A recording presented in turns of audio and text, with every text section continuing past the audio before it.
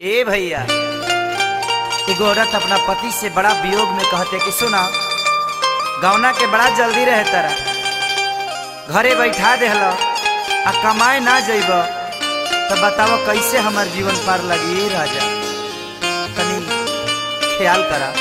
कहती औरतिया कि राजा तनी सुना आ देखा सबकर मर्द कमाए जाता रे, तनी तू जा। का कहतिया?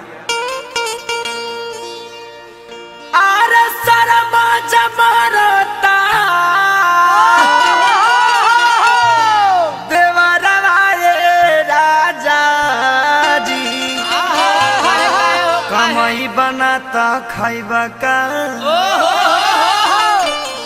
तो कमाई बनाता खैबा का घेवाड़ा राजा जी। कमाई बनाता खैबा का राजा जी। सारा बच्चा मारता देवरा राजा जी। सारा बच्चा मारता देवरा राजा जी। कमाई बनाता खैबा का घेवाड़ा राजा जी। कमाई बनाता खैबा का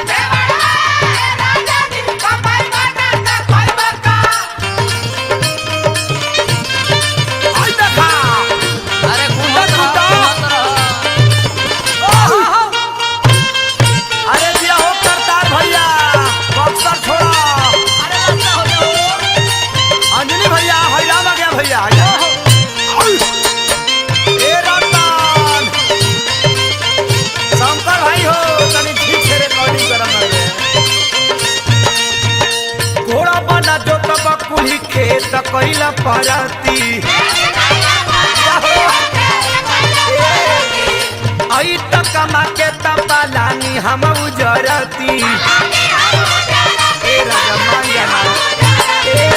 घोड़ा बना जो तब कुली खेत कैला परती आई तो कमा के तपालानी हम उजरती।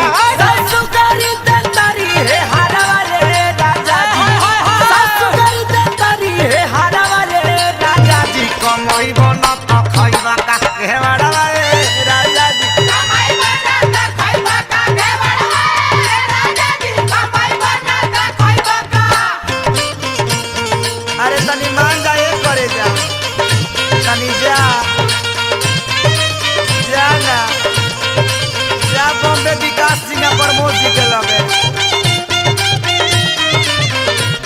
तेजू खानी घर ही मत रह। दोसरा के गाय कहिया लू हम नाती ए राम सूरत तू जा। जनार्दन के फेरा में मत करा, उनका तो मेहरारू मास्टर हो गई थी।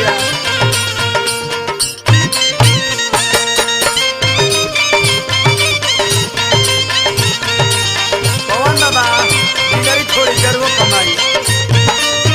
एने ओने घूमी दिन भर टाइम कर पास हो।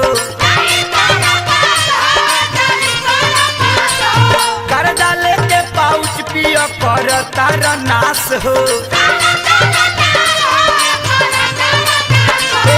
एने ओने घूमी दिन भर टाइम पर पास हो।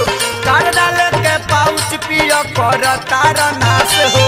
सुखल जाता दिन पर दिन चेहरा वाजे राजा जी।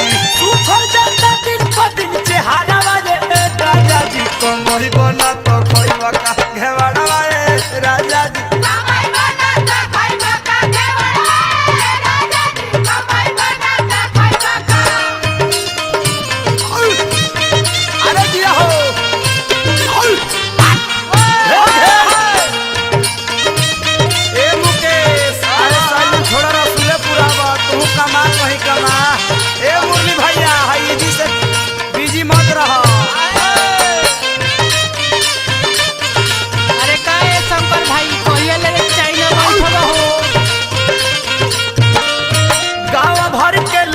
कहे हौआ बेहाया